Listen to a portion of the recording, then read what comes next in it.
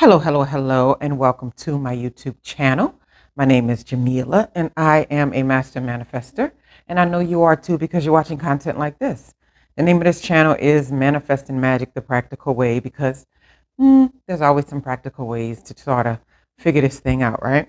I have a couple of quick ones I'm hitting with because normally I just kind of get on here and talk, and I'm just like, however long it takes, that's just however long it takes, right?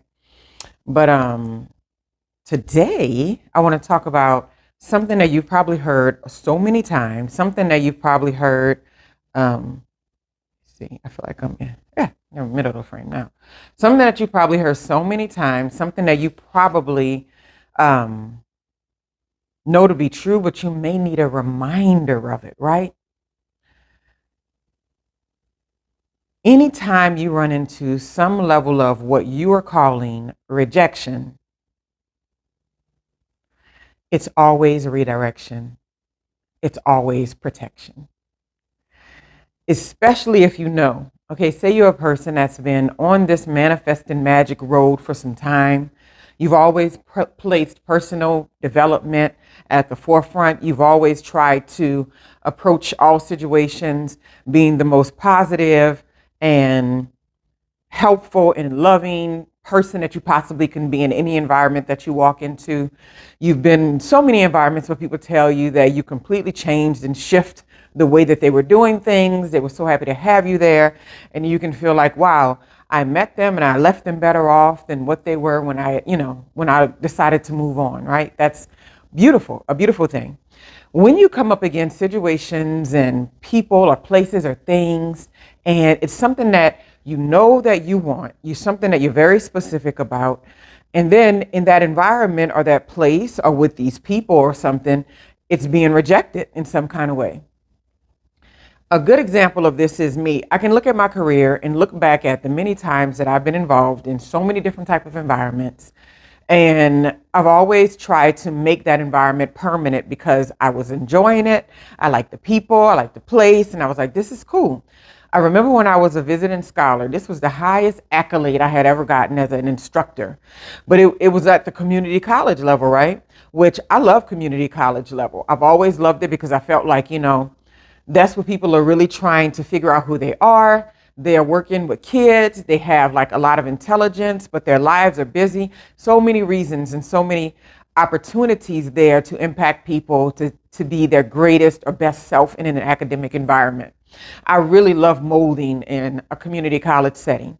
But I was in this setting and I was a visiting scholar in this setting, meaning that you're like a temporary instructor that they can make permanent if they decide to. Needless to say, at the end of my tenure, I wasn't made permanent and I couldn't just figure out why. I'm like, I was so present. I did so much stuff. I was so positive. Students had such positive feedback about me, and I just couldn't understand what was it that they saw that they didn't see in me, and why was I being put on the back burner. And I'd been in the environment for a while, and I'd seen so many other people who were instructors, who were, teaching courses, who didn't care about the students, who weren't really good at their jobs, but no judging. But you sit in their class, and in 10 minutes you're snoozing, and I'm just like, what is it that I'm not doing right? I was always trying to figure that out. And so that's at the time when I decided, okay, well, I'm not going to be a visiting scholar. I'm going to go back and finish these degrees. So I decided to go get the master's in applied sociology, and I decided to start working on a PhD. But it was because of those things not working out exactly as I thought they should have been that these more beautiful and bigger appointments came to me. And then at that time, I started teaching at the university level. And everybody knows those are two different types of students for the most part. University students, for the most part, are students who are trained for an academic environment from like a very young, from 8th grade all the way up, right? And it's not that people can't learn it. It's just they've been trained for it, right? So I got into this environment, and it was a new level to sort of conquer. And I remember thinking like, this is pretty cool. And so about a year or two later, I saw a position pop up in the same place, maybe 3 years later or something like that. And by this time, I was almost done with my PhD and I had another degree. And I was like, oh, look how much more I have to offer. I'm going to go apply for this position. Now, I knew all the people that worked there. I knew all the professors. I knew the deans, everybody. I have been working at these institutions for like 5 or 6 years as a temp, a part-time, and then visiting scholar, all this sort of thing. And so when I go into the environment for the interview, I was just like, well, they know me. They know what I can do. They know who I am. You know, I got this. This is going to be cool. This is going to be easy, right? So I get in an interview, and somebody who I used to work with, which is all of them, a couple of them didn't even remember me. I thought that was interesting. I'm like, I was in IT at this place. I taught classes at this place. How can you not remember me? But that just lets you know sometimes you're barking up the wrong trees. And then one of the women who worked closely with me, who was supposed to be sort of a mentor to some degree, she didn't really mentor me. I felt like she missed many opportunities. I went to her saying, what can I be doing right now? And I'll be honest with you, she acted more intimidated by me than wanting to help me with anything. And I was like, okay, this is not it. So I went in the interview, and there she was in the interview. And I'm like, oh, you're still here? I thought she'd be retired, to be honest with you. And I was like, oh, wow, and all. But I can tell by being in the interview that they didn't bring me there to truly see if I was a fit for the job. I have no idea why I was even there. No one made real eye contact with me. When I went to do my presentation for teaching, they barely looked at me. And I was just like, I felt so little and disrespected. And I was just like, this is insane, right? And I was like, what a rejection to come back after all this time and then to be immediately have an interview and then immediately brushed to the side. And I'm like, you already knew me. And why did you brought me back for the humiliation? I felt like it just wasn't, it didn't add up. And so shortly after this, I started getting more and more teaching positions at the university level. And then shortly after that, I was asked to teach, 4 to 5 classes a semester for a university that I eventually started working at and being a trainer of faculty. So not only was I not faculty anymore, I was in a position now where people thought I had enough tools and positive impact to be able to foster other faculty and to bring them to the next level. I brought technologies in there. I created videos. I did voiceovers. I did all kinds of stuff, workshops, blah, blah, blah, Zoom when we went into the pandemic and all this sort of thing.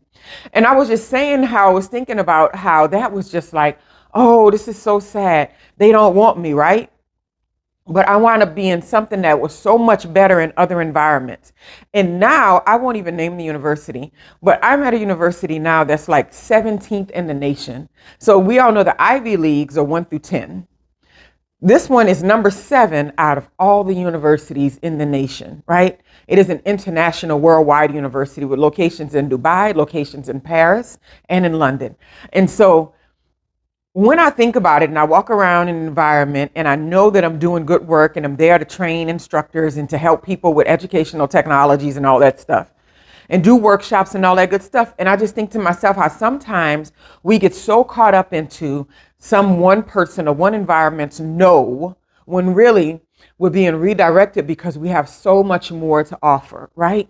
And while I always will have a heart for the community college, I will always love having worked in those environments. The bottom line is that it doesn't pay as well as universities. It just doesn't. The exposure is not as the same when you're at community college level. And the people that you interact with are much more connected and have a lot more, I'll say, environmental or cultural capital to offer in major universities, right? And so I find it to be a very good thing to remember in life because I was almost forgetting that most recently. When you are rejected from something that you think that you want, that you think would be a positive impact or you would think would be an amazing thing to have in your space, in your life, and this is the next logical step. I trust this environment. I want this environment to trust me or whatever. And you are being flat out rejected when you know you are giving your all, you're being your most positive, you're giving your best, you know that you are trustworthy in every sense of the word, and you know that you are open and ready to learn and do more and give more of yourself on a much higher level, and you are being shut down to some degree. Redirection. Redirection.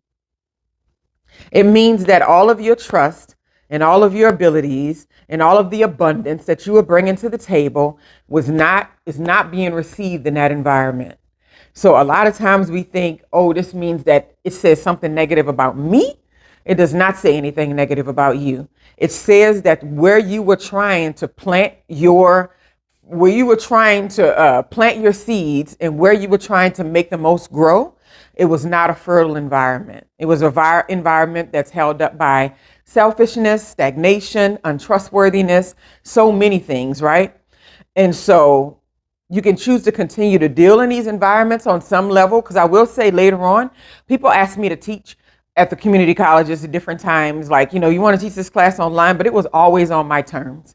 I was like, yeah, I'll teach a couple, always on my terms. I just wanted to make the extra cash, and I like connecting with the students. And so they never had me the way they had me in the very beginning. And this is what people don't understand. When you're a person that has that much energy and that much fire, and you want to place your energy and time, and you know how valuable your energy and time is, and it is rejected in an environment, they will never get that level of interaction and involvement from you again. And they shouldn't, because you saw exactly where you were, exactly where you stood in this environment with these people or these places. And if you go back trying to get more, trying to do more again, and you get smacked in the face, you will see really quickly that it was redirection, and I should have listened to the universe. It was redirection, and I should have heeded the warnings. I should have believed in myself enough to know that I have all this stuff to offer, and if it's not being received here, but this will be purely functional. And then I will redirect my attention to something that is a lot more abundant, that's a lot more fertile, that can grow me in ways that I want to grow right now, and that can expand me in ways, and where I can be trusted in ways that I've never been trusted before. Rejection, redirection. Have a wonderful day.